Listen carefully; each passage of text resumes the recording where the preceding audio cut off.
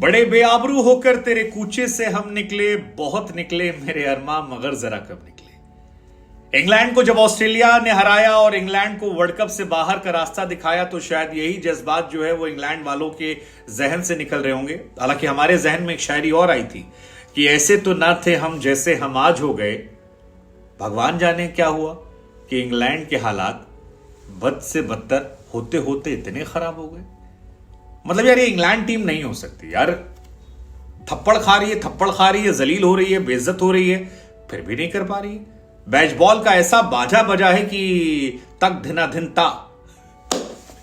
मतलब you can not expect यार। मतलब बहुत ही लो परफॉर्मेंस। इस वर्ल्ड कप के पहले सभी प्लेयर से अगर आप पूछते कि आपकी टॉप 4 टीम कौन है तो उसमें एक नाम इंग्लिश टीम का जरूर होता। इतने क्वालिटी प्लेयर के पास है, लेकिन वही है कि फटके फ्लावर हो गए, अब उठ ही नहीं पा रहे। ऐसा गिरे गर्दिश में चले गए।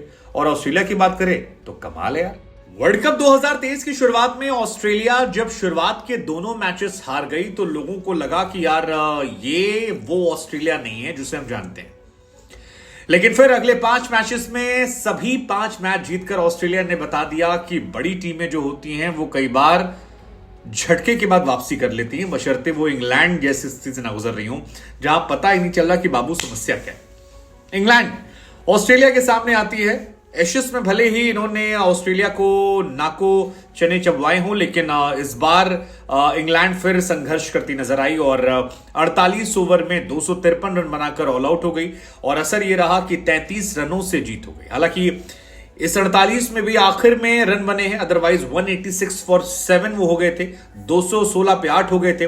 वो तो जैसे तैसे नीचे के पुछल्ले बल्लेबाजों ने थोड़े से जौहर दिखाए और इस मैच में इज्जत बचाते हुए अपनी टीम को हरवाया। लेकिन सवाल यह कि इंग्लैंड को हुआ क्या, क्योंकि इंग्लैंड की यह हार सिर्फ इंग्लैंड की इस वर्ल्ड कप में हार नहीं है, बल्कि इस मैच के साथ ऑफिशियली उन्हें बांग्लादेश के बाद वर्ल्ड कप से बाहर का रास्ता दिखा दिया गया है। दूसरा, चैंपियंस ट्रॉफी 2025 से इंग्लैंड लगभग बाहर हो रही है और यह उनके लिए बड़ी हास्यास्पद या कहें कि बड़ी दुर्भाग्यपूर्ण सिचुएशन है कि वो यहां तो हार ही रहे हैं, आगे चैंपियंस ट्रॉफी से बाहर हो रहे हैं, उधर ऑस्ट्रेलिया शान से अब सेमीफाइनल की तरफ आगे। इंग्लैंड पहला मैच न्यूजीलैंड से हारती है, दूसरा मैच जीत जाती है, लेकिन उसके बाद से फिर इंग्लैंड नजर नहीं आती और फिर सारे मैचेस हारती, बैक टू बैक मैचेस हारती है। ऑस्ट्रेलिया वहीं अच्छी वापसी कर रही है। इस मैच में बेन स्टोक ने कोशिश की थी कि अपने राइवल के सामने एक परफॉर्मेंस दिखाएं, लेकिन ऐसा लगता है कि एडम जैम्पा आज अलग जोन में आए थे। पहले बल्लेबाजी में उन्होंने जौहर दिखाए, 29 रन बनाए और वो 29 रनों का इंपैक्ट था कि जो 250 पे ऑस्ट्रेलिया सिमट रही थी वो पार कर जाती है। और उसके बाद बल्लेबाजी में जिन को अच्छी बल्लेबाजी करनी थी उन सबको उन्होंने थैंक यू कर दिया। मतलब 3 विकेट मेरे हिसाब से जो सबसे इंपॉर्टेंट विकेट थे वो तीनों जैम्पा ने निकाले और उसी का असर रहा कि वो इस वर्ल्ड कप में लीडिंग विकेट टेकर बन गए और उसके साथ ही इंग्लैंड के मिडिल ऑर्डर को ध्वस्त कर दिया। बेन स्टोक जो सबसे कमाल के प्लेयर थे उनको जैम्पा ने आउट किया। जॉस बटलर जिनसे बहुत सारी एक्सपेक्टेशन थी क्योंकि ऑस्ट्रेलिया के सामने इंग्लैंड की शुरुआत खराब हुई थी। जॉनी बेयरस्टो बिना खाता खोले पहली बॉल पर आउट हो गए।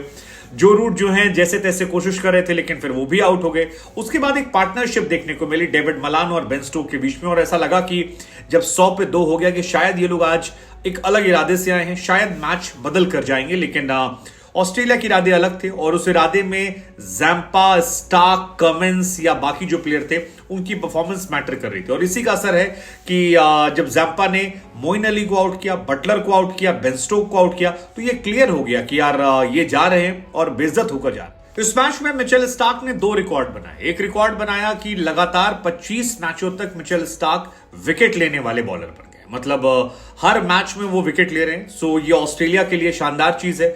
दूसरा ये कि जो all time highest wicket taker हैं वर्ल्ड कप की हिस्ट्री के, उसमें मिचेल स्टार्क धीरे आगे बढ़ रहे हैं और वो 3rd नंबर पर पहुंच गए हैं। वर्ल्ड नंबर 1 वर्ल्ड कप में है ग्लेन मैकग्राथ, जो आई थिंक उनसे फेनोमिनल बॉलर तो कोई था ही नहीं यार। वो अलग लेवल की बॉलिंग थी। 39 मैचों में 71 विकेट, नेक्स्ट लेवल यार उस जमाने में ग्रेटेस्ट के बीच में। दूसरे थे मुरलीधरन साहब जिन्होंने 39 मैचों में 68 विकेट निकाले और थर्ड जो है वो 58 विकेट इनके हैं। हालांकि हमारे शमी भाई भी खेल रहे होते तो शायद वो भी टॉप लेवल पे होते। छक्कों के मामले में डेविड वार्नर जो है नंबर 2 पर अपनी पोजीशन मेंटेन किए हुए हैं। लेकिन इस मैच में आई थिंक बहुत डिसअपॉइंटमेंट जो है वो इंग्लिश क्रिकेट को होगा कि यार उनको समझ में नहीं आ रहा वो गलत कहां हो रहे हैं। उनके पास सारे प्लेयर है, उनके पास जॉस बटलर जैसा प्लेयर है, उनके पास बेन स्टोक है, उनके पास डेविड मलान है, जॉनी बेरेस्टो उनके पास है, जो रूट जैसा प्लेयर उनके पास है। लेकिन इसके बावजूद इंग्लैंड का हारना और निरंतर हार कर बाहर जाना एक परेशानी का सबब है। हालांकि गेंदबाजी उनकी फिर भी ठीक ठाक हो रही, लेकिन बल्लेबाजों ने मानो कसम खा रखी कि हम नहीं चलेंगे। उधर जैम्पा ने कसम खा रखी कि भैया हम हर मैच में चलेंगे। और जैम्पा की बॉलिंग देखकर मैं पर्सनली बहुत इंप्रेस हुई कि यार जैम्पा ने 4 विकेट निकाले थे श्रीलंका के सामने। पहला मैच श्रीलंका खराब गया था, उसके बाद 4 विकेट निकाले उन्होंने पाकिस्तान के सामने, फिर 4 विकेट निकाले उन्होंने नीदरलैंड के सामने, फिर 4 विकेट निकाले न्यूजीलैंड के सामने, और अब 3 विकेट निकाले इंग्लैंड के सामने। और सब में ऑलमोस्ट इकोनॉमिकल भी रहे हैं वो। सो ये उनकी टीम के लिहाज से बड़ी अच्छी बात है, क्योंकि आज 2 प्लेयर नहीं थे, ना ग्लेन मैक्सवेल थे, ना मिचेल मार्श थे। हालांकि मिचेल मार्श को लेकर खबर आ गई है कि मंडे को वापस वो अपनी टीम के साथ जुड़ जाएंगे और ऑस्ट्रेलिया अच्छा करेगी। मिचेल मार्श के आने से इस टीम को स्टेबिलिटी मिलती है, ऊपर से रन बनते हैं, बॉलिंग ऑप्शन एक्स्ट्रा होता है, और मैक्सवेल के आने से स्पिन गेंदबाजी को एक्स्ट्रा एफर्ट्स मिलते हैं। हालांकि इस टीम में भी इश्यूज हैं ऑस्ट्रेलिया में, ऐसा नहीं है इनका लोअर ऑर्डर उतना अच्छा नहीं है। किसी अच्छी टीम से मुकाबला होगा, शायद ये भी संघर्ष करते नजर आएंगे, जिसमें अफ्रीका हुई या फिर इंडिया हुई, या शायद अब पाकिस्तान से भी लड़े तो भी। लेकिन ओवरऑल इनके पास कुछ प्लेयर ऐसे हैं जो बहुत कमाल की, जिसमें वार्नर हुए, हेड हुए, मिचेल मार्श हुए।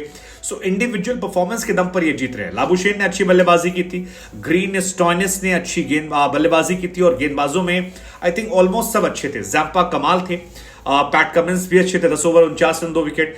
Hazlewood 10 over 49 run 2 wicket. Starc महंगे साबित होते हैं, थोड़े ओवररेटेड हैं, लेकिन उनका बैकग्राउंड अच्छा है।